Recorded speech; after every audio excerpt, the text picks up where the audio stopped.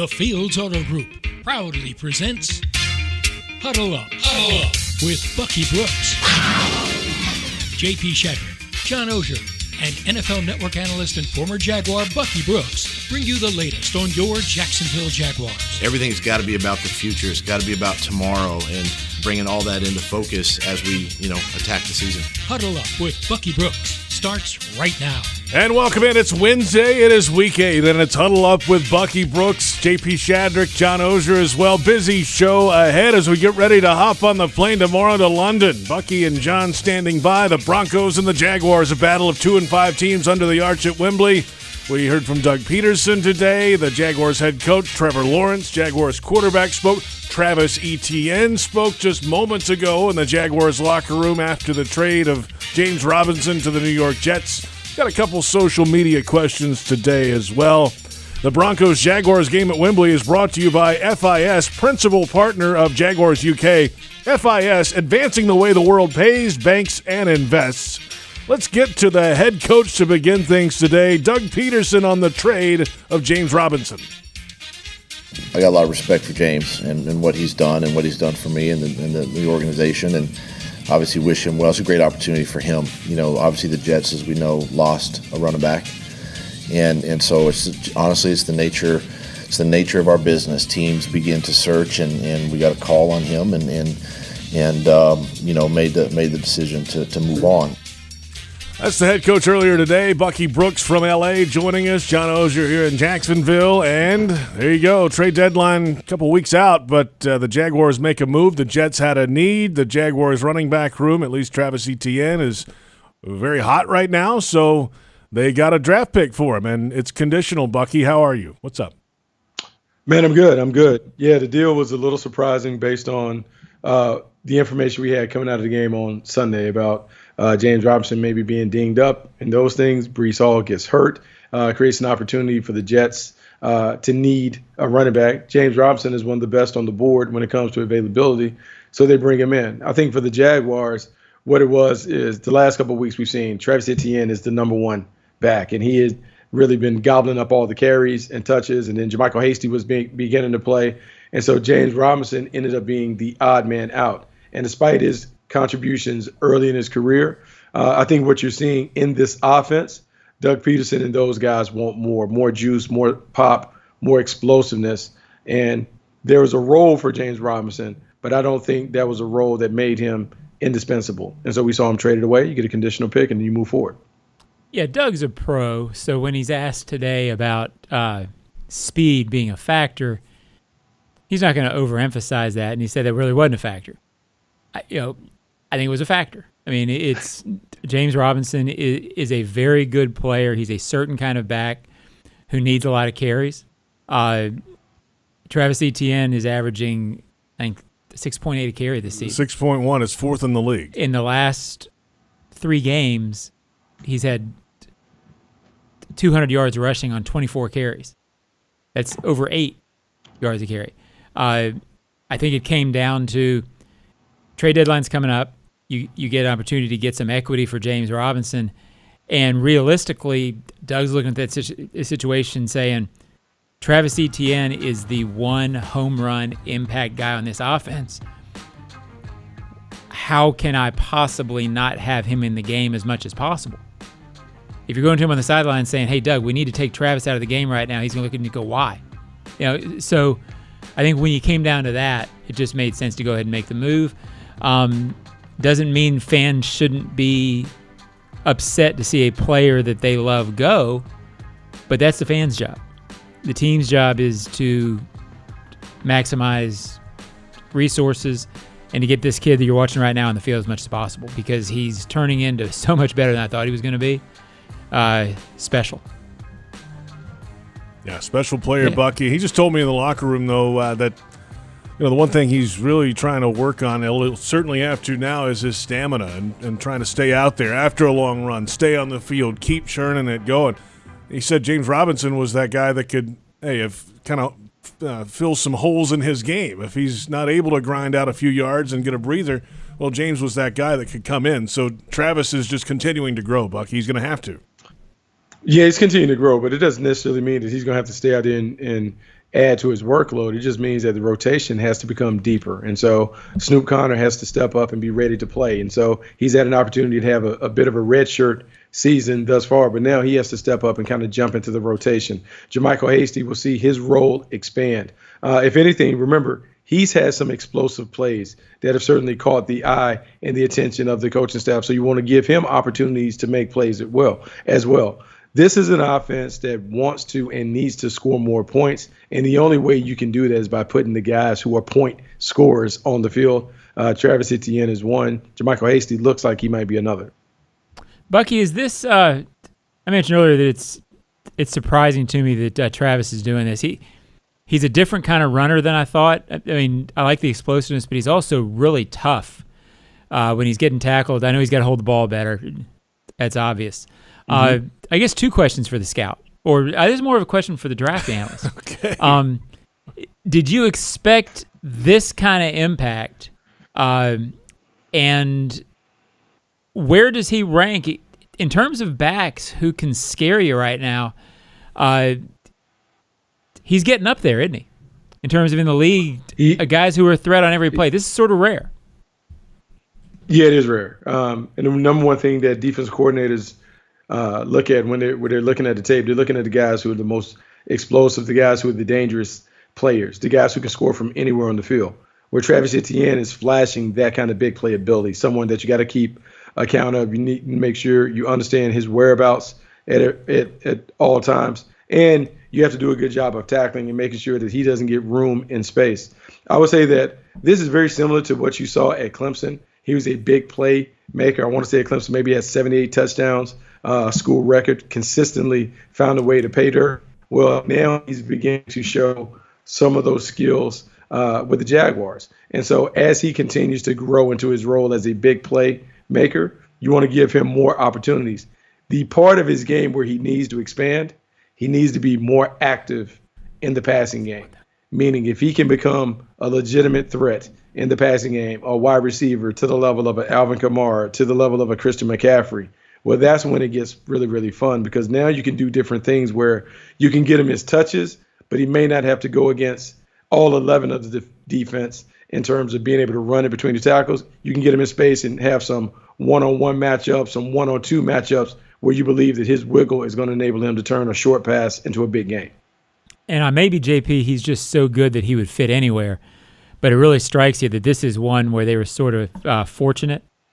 Drafted him last year, didn't really know what he was going to be because of the foot injury. Boy, does he fit with what Doug Peterson likes to do. I don't know that he would be your ideal back if Doug was a turnaround and hand the ball off to the running back 25, 30 times. He would still be good, but I don't know that he would be just a great fit for this offense. Ideally, I think you'd like to have him running 14 to 18 times a game. I think that's sort of what Doug would like, too, out of a running back. Just really fits what they do. Yeah, I think, John, you're onto something. Like, he is that. I don't know if Doug ever envisions a running back being the 20-plus carry guy, but I think 14 to 18 is really the sweet spot. And that 14 to 18 might be touches, not just carries. 12 carries, 6, 7 receptions out the backfield on screens and swings and checkdowns. That might be enough to push him over the 100 scrimmage yard mark, which is significant because we've seen Travis Etienne begin to do that. And when he is kind of churning at that level, it opens up the rest of the field for the playmakers on the perimeter. And so as he settles in, and remember, like we're 6 or 7 games into it, as he settles into his role as the number one, it'll create opportunities for others as more attention is placed to him as maybe the Jaguars' premier playmaker. And guess what, JP? When you're averaging 8 yards a carry, if you get 18 or 19 carry, that's okay. I think that puts you up around 140, 150. Adds up. Let's go there. Pretty good day at the office. This is Huddle Up with Bucky Brooks, JP Shadrick, John Oehser, along with Bucky. And the other big news this afternoon, the Jaguars have placed Shaquille Griffin, the cornerback, on injured reserve with a back issue. He'll have to miss 4 weeks, Bucky. Well, he popped on the injury report the week after the Indy game. He was held out last week, unavailable to play. And he'll be held out for at least 4 weeks. So those changes that you saw last week in the cornerback room will have to move a few weeks forward as well, Buck. Yeah, they've moved a few weeks forward, and this will be an evaluation opportunity, in all honesty. This will give the Jaguars an opportunity to see what their defense looks like without Shaquille Griffin. When you look at the young players that are having to play, and you think about Darius Williams playing, Trey Herndon being able to start on the outside, and Tyson Campbell playing, what does that combination look like? What does that combination enable the coaches to do when it comes to playing more man or more zone, or how does it change what they want to do up front because the coverage has to match the front? So, yeah, this is a 4-week, audition for the new crew to see if they can, I don't want to say move on from Shaquille Griffin, but maybe minimize his role and elevate some of these other guys into more prominent roles. Yeah, it feels to me like this is, I don't think Shaq's going to be here next year because of the cap number anyway. You get back in 4 weeks, and now you're at what, JP? I'm not very good at math. That'd be what, week 12. Yeah. So now you got 5 games left in the season. I guess he's back in the lineup at that point. I'm not sure. So I guess my question to Bucky would be, I'm not trying to diminish Shaq at that point, but I just don't know where that's going to go at that point. How did Trey Herndon play last week? In terms of, to me, a major issue for this defense right now, not being able to cover that short pass has taken away any chance of them getting to the quarterback because teams are able to get rid of the ball so quick. It's really affected the pass rush. Can Trey help on that front? How good did he play? Can he be a guy who can maybe help them take away that crosser? That element of what teams are doing against him is really hurting him right now. Yeah, Trey Herndon played fine the other night. He gave up a big one over the top, and he has some speed deficiencies that show up. And so it might be tough if you're going to live on the island where you want to press a lot and kind of put him in these one-on-one matchups on the perimeter. But, it all comes down to, like, his technique and how solid can he be at the line of scrimmage where he wins early as opposed to having to maybe win late. Yeah, but this is an opportunity for him to play more. It's an opportunity for some of these other young guys to play more. I would think Brown would have an opportunity to kind of get into rotation and mix if he proves to be dependable and reliable on the practice field. You'll see some of these other players come up. And I wouldn't kind of underestimate the Jaguars maybe being active either on the waiver wire or on the trade market as that comes, because the cornerback position has been a sore spot because without tight coverage, you can't really blitz and attack the quarterback the way that you want. I just wonder how long before the frustration from the coaches, their inability to play the way that they want to play, leads them to make a move and try and find someone or a couple of guys that can kind of help them shore up the coverage in the back end. Yeah, JP will get back. I think it's the major issue facing the defense right now. To me, I don't think it's a great pass rushing team, but I don't think it's a 2-sack and 3-game team like it has been the last 2 or 3 games. If the coverage was better on those short routes, so I think it's dictating the way they play defense right now, and it's why you've gone from 9 takeaways in the first 4 games to 0 now. It's not all that, but I think all those things tie together, and it's a major issue for this defense. They got to figure it out. It all adds up. It is. Now, look, JP, real quick, this is another thing that as we talk about the dominoes falling, this is why when you miss on your draft pick, C.J. Henderson, and you move on from him, this is how it impacts you down the line. Because that expectation would be that he was going to be the player that would be the lockdown corner that would be able to handle some of this stuff or whatever. And even though there have been moves made certainly after he was traded away, but that's where the hole in the draft kind of hurts you 2 or 3 years down the line. Now you don't have that premier corner that you were hoping for, and so you either have to go and draft it or overpay to try and find one on the free agent market. And go back another 9 overall. Yeah. And 33 overall, Tyson Campbell. Supposed to be okay at corner now. Right. With a free agent nickel, all that adds up. CJ's a missing piece. Yeah, and then go back another generation. You can even say that about Jalen. When he was gone out of here, you had to go get CJ. That domino started the whole thing. And look where the Jags are right now. There you have it. Those are the big 2 stories so far this week. The trade of James Robinson and then Shaq Griffin to injured reserve. We're back in a moment. We'll get into this game at Wembley coming up Sunday. A battle of 2 and 5 teams. Both teams have dropped 4 in a row. The Denver Broncos and the Jacksonville Jaguars coming up. Huddle Up with Bucky Brooks is brought to you by Fields Auto Group Jacksonville. Step up to luxury, fieldsauto.com. This is Huddle Up with Bucky Brooks on the Jaguars Digital Network.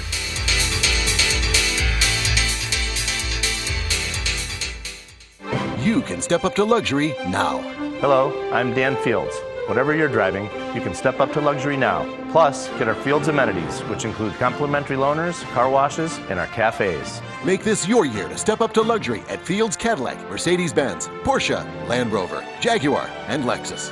When it comes to the ultimate car buying experience, there's only one name that matters: Fields. And Fields matters because you matter. The Fields Auto Group, proud partners of your Jacksonville Jaguars. At Five Star Credit Union, you inspire them to go the extra mile to meet your financial needs. That's why they offer Jaguars fans more banking options like better rates and no hidden fees. Their team is also dedicated to making the communities they serve stronger, volunteering their time and talents while donating millions to local nonprofits. Five Star Credit Union, FiveStarCU.org. Go Jags! Thinking about your favorite whiskey or whiskey-based cocktail for this weekend's party or tailgate? Us too. While you're out shopping for supplies, don't forget to pick up a bottle of the 2022 Jaguars whiskey available at most local Jacksonville liquor stores.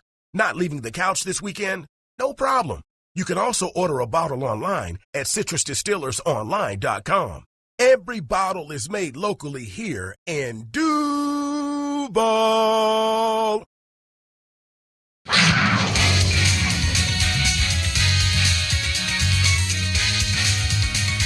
There's a ton of film with Russell, and now there's a game with the backup with Ripien, and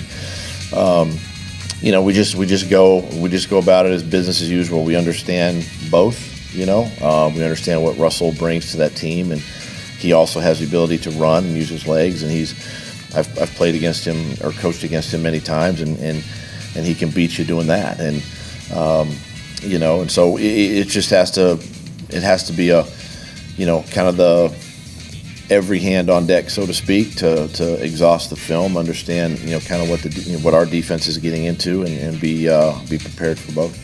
Oh, the hamstring watch of the Denver quarterback continues. Welcome back. It's Huddle Up with Bucky Brooks, JP Shadrick, John Oehser here in Jacksonville. Bucky is out in Los Angeles. The Denver Broncos and the Jacksonville Jaguars coming up from Wembley. And Russell Wilson was talking with the media in the UK once they arrived. They left Monday night, arrived Tuesday. They spoke today. They practiced and said that basically he watched some film on the plane. He spent a few hours doing some workout on the plane, somehow doing high knees while other people were sleeping and trying to get the hamstring right, all this. And last week, a couple weeks ago, was Wolverine blood, all this stuff going on with Russell Wilson. Is he going to play, Bucky? What do you think? I would expect him to play, and I don't know if that's necessarily a bad thing for the Jaguars because Russell hasn't played very well.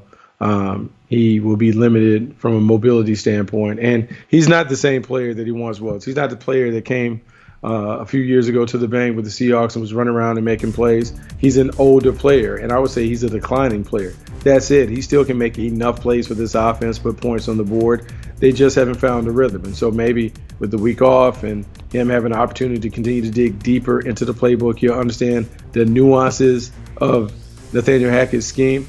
But right now, this is a quarterback that if I'm the Jaguars, man, you want to get after him because he doesn't play his best when he's forced to throw on time and within the confines of the offense. And he no longer has the athleticism to really torch you like he used to when he was making plays outside of the pocket. Yeah, it's the old thing. The mobile quarterback, when that's taken away, then they have to become a stationary quarterback that can beat you with the arm. And I've seen him do that, but it's not really what he's always been great at. His greatness has been the escapability and adding that element to a good pocket passer. So, they're the lowest scoring team in the league. The problem is the Jaguars have shown a knack for in the last couple of weeks for giving up points, no matter what the state of the other offense. So that's right. It's a big test for the Jags because you do not want the Broncos to come out and score 28 on you because that's going to look bad, JP. I mean, That's true. That's not great analysis, but that's a big deal with it right now. You would think if the Jaguars can get to 24, you go win. But yeah, Russell Wilson's certainly good enough that if you can't cover short passes, that can beat you. So I don't know that they have a matchup advantage against anybody right now the way they've been playing. So another part of this situation, Bucky, is they're a beat-up team, not just at the quarterback position. They've had tackle issues up front. I think they're on their third left tackle of the season. The running backs room has been beat up. Javonte Williams has been out. Mike Boone's on injured reserve now. They've got three. I think that's probably the most veteran running back room in the NFL right now with Murray and Gordon and now Marlon Mack brought up from the San Francisco practice squad and receivers who are having some catch issues. It's a beat up team right now. Yeah, beat up team, a team that's kind of limping in. Still hopeful that they can catch fire because that was the expectation that was going to be a Super Bowl contending team. Hasn't played out. And for Russell Wilson, his struggles we've talked about, but it's the rest of the team that hasn't necessarily performed up to par. They lost Javonte Williams to a season-ending knee injury. Melvin Gordon has had the fumble issues, and so they're trying to figure out who they can rely on to anchor this attack. And then on the outside, they have a bunch of intriguing young players, guys that you're excited about what their upside could be. Cortland Sutton, Jerry Jeudy, KJ Hamler. But those guys haven't played at an A level, and they're not on the same page with Russell Wilson. So if you're the Jaguars, you want to take advantage of a team that is really struggling to find their identity. Don't give them any life. Attack them from the jump, and let's see if the aging Russell Wilson can make a handful of plays to win the game.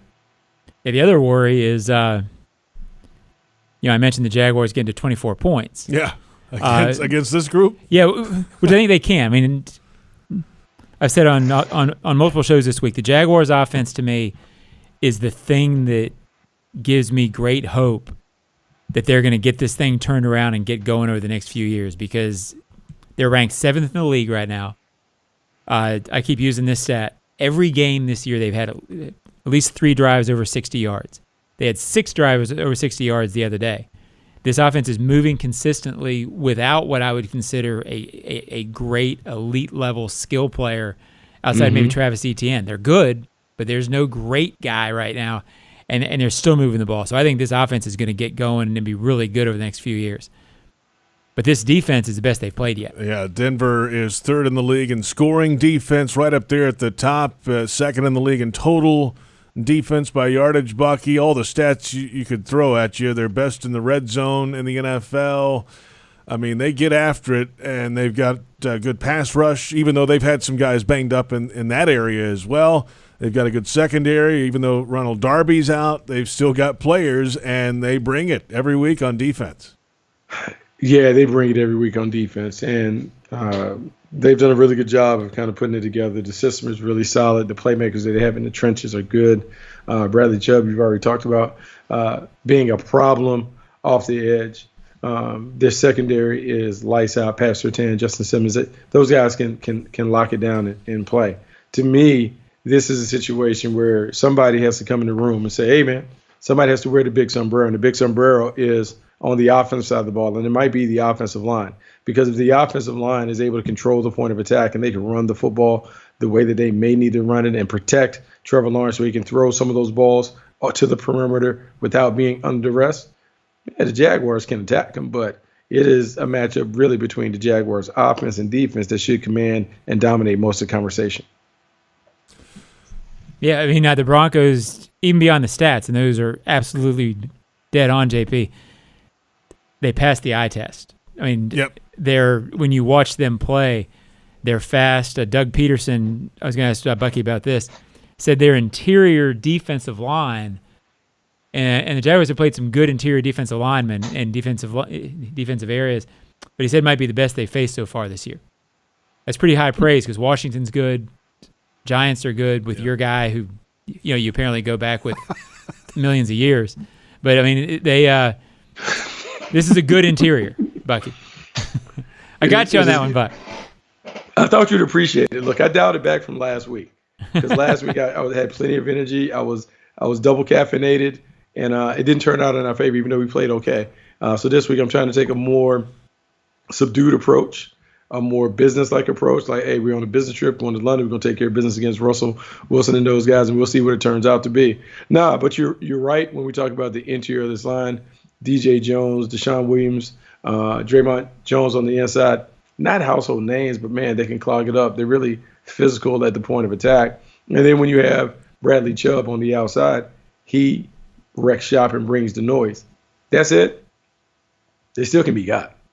But the Jaguars have to make sure that they take their time and they protect and make sure that those guys don't have a big game running up the field, getting after the quarterback, because there's still some vulnerable areas of this team on the perimeter, and particularly in the secondary. Pastor Tan is great. I talked about Justin Simmons, but there's some guys, K'Wan Williams, Damari Mathis, that are available that you might be able to have your way with them if your experienced receivers have enough time to kind of work their magic on the perimeter. Guys, let's take a timeout. We've got a couple social media questions when we return. The Jaguars and the Broncos coming up at Wembley this Sunday in London. A battle of 2 and 5 teams. And for the Jaguars, their 9th visit to London all time. For the Broncos, their 2nd visit to the UK. This is Huddle Up with Bucky Brooks on the Jaguars Digital Network. You can step up to luxury now. Hello, I'm Dan Fields. Whatever you're driving, you can step up to luxury now. Plus, get our Fields amenities, which include complimentary loaners, car washes, and our cafes. Make this your year to step up to luxury at Fields Cadillac, Mercedes-Benz, Porsche, Land Rover, Jaguar, and Lexus. When it comes to the ultimate car buying experience, there's only one name that matters: Fields. And Fields matters because you matter. The Fields Auto Group, proud partners of your Jacksonville Jaguars. Crown Royal's That Deserves a Crown program recognizes local heroes for making a positive impact in the community. The Jaguars and Crown Royal are giving back to those who serve this season, celebrating these individuals with the ultimate VIP Jaguars home game experience. Nominate someone who deserves a crown today at jaguars.com/Crown Royal promotion. Please drink responsibly. Your hometown gate now has more ways to save. Introducing My Gate Rewards, a new loyalty program with member-exclusive savings and fuel discounts. Earn points on in-store purchases, take advantage of special offers, and save on products you love. Score free coffee, fountain drinks, pizza, and soft serve with Gates Frequent Shopper Clubs. Then use your points on savings at the pump. Download the My Gate Rewards app in the App Store today or ask a store associate for more information. Go from good to Gate.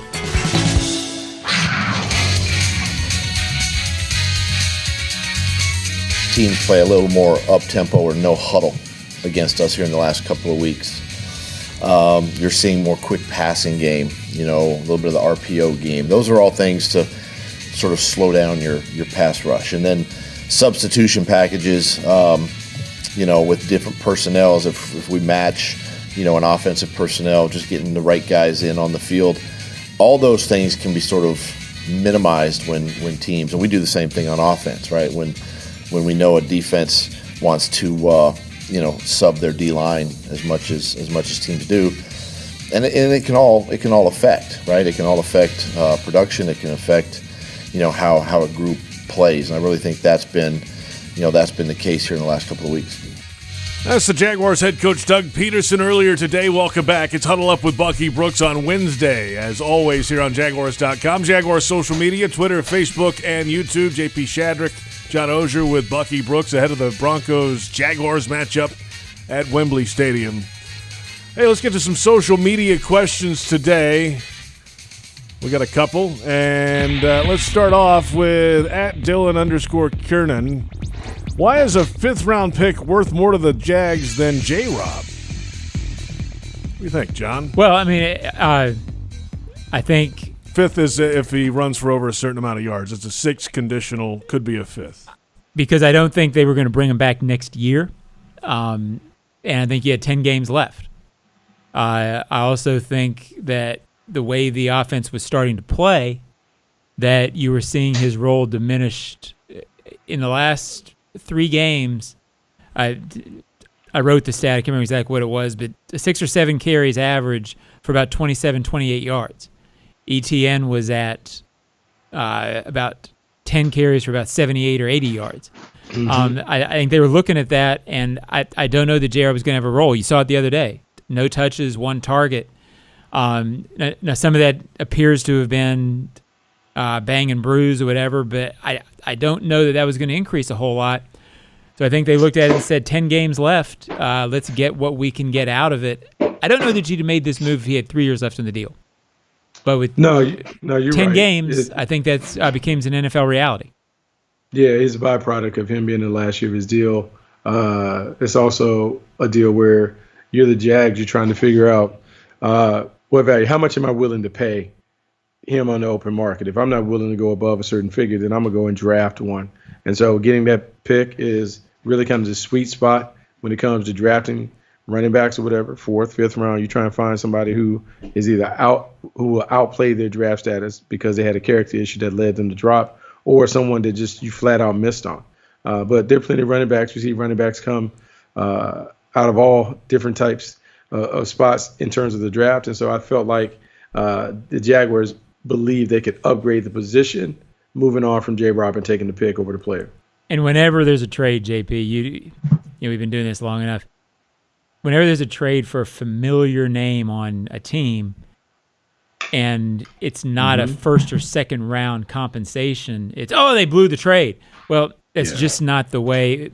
When a team such as the Jets knows you've only got 10 games left with this guy, you let him go at the end of the season, it's not going to bring a first or second round pick. It's just not the way compensation works in the NFL. People were talking about second or third. I would have been stunned if they maybe 4th, but I would have been surprised if they'd gotten a 4th for J-Rob. I think this is pretty much what the value goes.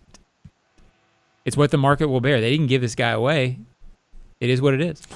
All right, guys, our next question from @Brad_DDS Sports. Good afternoon, gentlemen. Well, good afternoon to you. Thank you, Brad. Brad, thanks. How much of an advantage is the London game for the Jags? This is the week. What do you think? Yeah, I'll go. I mean, I think there was a time where I felt like this gave us, meaning the Jags, an edge. 2017 when they beat the Ravens over there. Yep.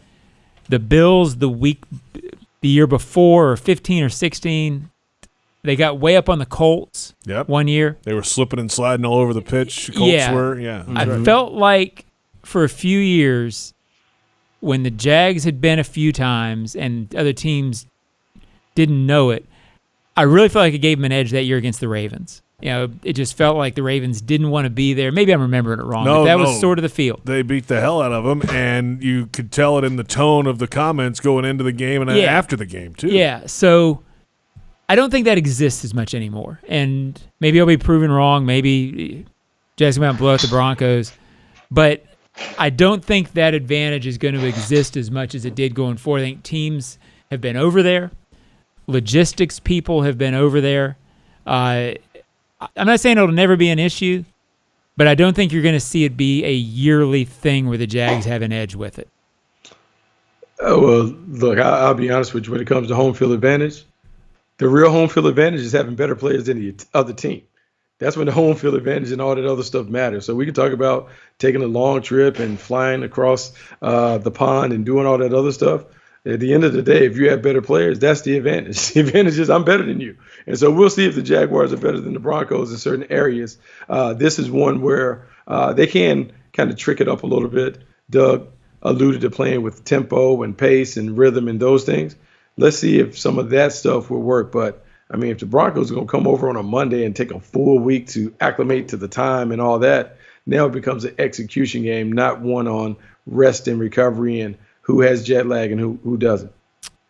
You know, it's interesting, and I haven't looked it up because I don't know where Pro Football Research has this stat. I don't think there is one. I don't remember a team doing this for a long time. The week out thing. Oh, going out all week Yeah, I mean, long.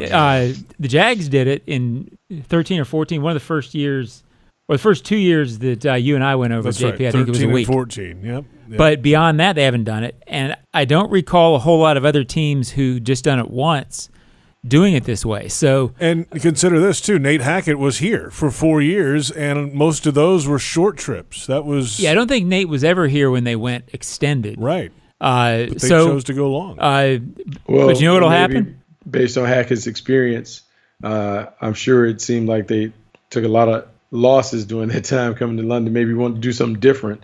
So maybe we want to tweak the schedule and see if the acclimation period will help his guys perform at a better level than maybe some of the teams that he was on earlier performed at. Yeah, actually, I know this is Bucky's show, JP, but not so, Buck. I mean, they actually won a bunch of games with Hackett. They beat the Bill. You know, they were pretty good doing that. Here's what will happen, Bucky. I guarantee you this. If the Broncos come out and play well and win, everybody will go on Monday now. Because, they did it. You know, it's such a copycat league. Now everybody will start going on Monday again. I read a story where they were planning on playing right before COVID in a game in the UK, and of course the COVID thing happened. So they had sent people over to plan on their own. It was their first time going since 2010. All this, and then in this offseason, they flew over the hotel kitchen staff from the UK to Denver to learn how to prepare the meals the way they wanted them all week long. So of course, the Hilton Wembley people had to go all the way to Denver for like a week and learn how to cook food again. If there is a thing that this league can spend money on, they will do it. Right. I mean, why not? I mean, you got your quarterback doing high knees on a plane, which I don't even understand how you have enough room to high knee and stretch and do all that other stuff while everyone else is sleeping. And then you're telling me that the hotel staff flew across the pond so they can have sample platters like at some grocery stores. I'm shocked. I mean, my goodness, like what are the Broncos doing? But we'll see, because we can joke about it or whatever. If they get to win on Sunday, then hey, hats off to them. Guys, 2 things, JP. Yeah. If a team can find something to overspend on in the NFL, they will do it. And Bucky's never traveled with me because I do high knees on the plane all the time. It is annoying. High knees on the plane, compression sleeve, all that other stuff. I'm sure it's an impressive sight. Well, I mean, look, the good thing is, John, while you're on one side doing high knees, I'll be on the other side doing side angle and all kinds of yoga poses, making sure that I'm in Warrior 1 and Warrior 2 to make sure the circulation is going the right way so I can be my own version of Russell Wilson. That's right. That's what the sleep mask is for. I'll use that throughout the flight for sure. We're back in a moment. Thanks for the social media questions. Today, our final thoughts ahead of the Broncos-Jaguars game. Subscribe to the official Jaguars podcast network. It's on iHeartRadio, iTunes, Spotify, or wherever you download your pods. Give us those 5 stars, why don't you? And some comments while you're at it. It's Huddle Up with Bucky Brooks on the Jaguars Digital Network.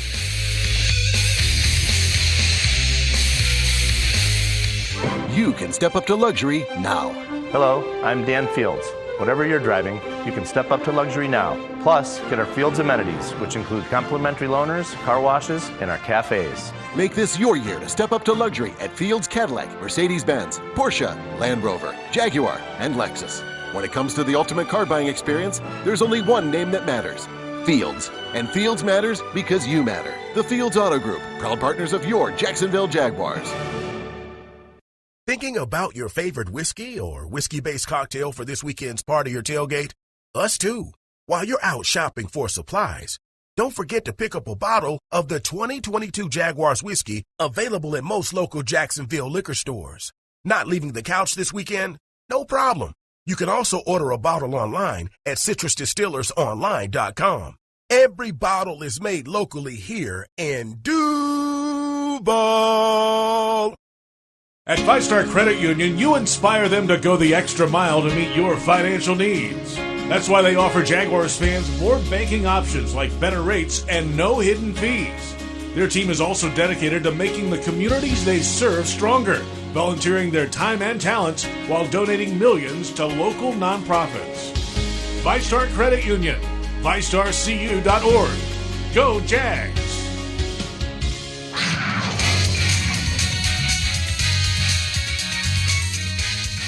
The fatigue factor, and you still got to meet, and you still got to practice, and keep the guys going. I mean, that's a challenge there, but you get to Saturday and obviously Sunday, you feel pretty good, and you're ready to go. So we do the bulk of our lifting that way. These next 2 days. There you have it, Doug Peterson on the biggest challenge of the travel coming up Thursday night. Welcome back. It's Huddle Up with Bucky Brooks, JP Shadrick with John Oehser here in Jacksonville, Bucky out in Los Angeles. Huddle Up with Bucky Brooks brought to you by Fields Auto Group Jacksonville. Step up to luxury, fieldsauto.com. And we take a live look outside TIAA Bank Field. Oh, it's a beautiful, sunny, partly cloudy day. Mostly sunny, I'd say. And it's the Miller Electric Center, the future home for Jaguars football. The office is on the right, the indoor facility in the middle. The practice fields will be in the middle and left, and the grandstand will be on the far left. And it's going to be fantastic. It will be open for business before training camp of 2023. So it continues to grow each and every day. Now, the Jaguars are headed to Wembley to face the Denver Broncos. The last time the Broncos were in London was 2010, and they were popped right after the game for filming the 49ers practice and fined $100,000 total, $50,000 to the head coach. An assistant there filmed the 49ers practice. Only a few weeks later, Josh McDaniels was fired at the time. That's been a while. The Jaguars have had mixed results in London over the years, let's say. They've had some good times. They've had some very low times, but the times will continue for the foreseeable future. And hopefully they're better than they are worse, Bucky. But it's going to be what it is, and now it's another trip to London, and it's a battle of 2 and 5 teams. Each of these teams need it, certainly. What do you feel about this game? Do you feel good about it? I mean, I feel good about it. I feel good about the Broncos limping in, having a ton of offensive woes, a quarterback who is not at full strength. Yeah, I feel good about it for the Jaguars. The key will be, can you make Russell Wilson uncomfortable in the pocket? If you're able to make him uncomfortable in the pocket, now he has to use his legs, and he doesn't want to live that life anymore. He doesn't want to be on the perimeter. So it's stopping the run. It's making sure you get after Russell. And then it's just, limit the big plays. You do those things, you can have success, because it might be some tough sledding on offense. And so if the Jaguars are able to get up maybe 2 scores, 10 points, 13 points, man, that might seem like an insurmountable lead for the Broncos to come back from. I feel good about it as well. And I haven't felt good a whole lot lately about this team, because I want to see them win a close game they haven't been able to win yet. But at some point you break through that, and I didn't feel great about it against the Giants, because they seemed like a team that knew how they wanted to play and was playing very well to their formula. That's dangerous. I don't know the Broncos are there yet, so it scares me that the defense plays that well. But I do think this is an offense that the Jaguars can and should go get. Oh, that sounds like a guarantee right there, JP. That sounds like NJO's own way of kind of like. No, I can't guarantee because I haven't seen the secondary. I haven't seen the secondary. He doesn't give bulletin board material. Like that is about as close to a guarantee as I've heard from young Oehser over there. Like that sounds like you're guaranteeing that I can take that to the bank. Well, I mean, you do you and do whatever you want. That's not what I'm doing. I love it. So you know what I love, JP? Yeah. I love when I get the arrogant version of J.O. Like I love that arrogance where I know what I'm saying. I know what I got. Yeah. This and that. I get that, like that all the time from him. All the time. I like their chances better than I've liked them in a long time. By the way, the weather forecast in London is mid-60s. And a low of 56 overnight, 70% chance of rain on Sunday. The stands are covered. The field is not. There is a relatively new pitch there a couple years ago. It's 97% natural grass, 3% synthetic fibers. The last event there was in early October. It was an England women's soccer game. So they've had a couple, 3 weeks without any activity on the field. We know in the past that has been an issue there. And certainly when it rains, we've seen that, John, it can be a slippery mess. The field's just a little different consistency than over here. Yeah, Buck, did you like how he called it a pitch? Yeah, I did. I like how he mixed it in. He's getting ready. He's getting ready. Yeah, he's bringing some of those soccer terms in, and I'm sure there'll be some more analogies as he gets ready to embark on a little trip across the pond. I guess this isn't it's an international show, so I guess you can call it a pitch. If it was just going out to the Americans, we just call it a pitch. Well, next time I'll ask your permission, John. How about that? No, I won't. That'll do it for the show. Bucky, we'll talk to you, man. Have a great week. Hey, man, you guys too. Have fun. Bucky Brooks in Los Angeles, California. Thank you all for watching. And, of course, the Broncos-Jaguars game at Wembley is brought to you by FIS, principal partner of Jaguars UK. FIS, advancing the way the world pays, banks, and invests. Our thanks to Joe Fortunato on the audio side, Brent Reber on the video side. For Bucky, for John Oehser, I'm JP Shadrick. We'll see you at Wembley. Coming up Sunday, it's Huddle Up with Bucky Brooks on the Jaguars Digital Network.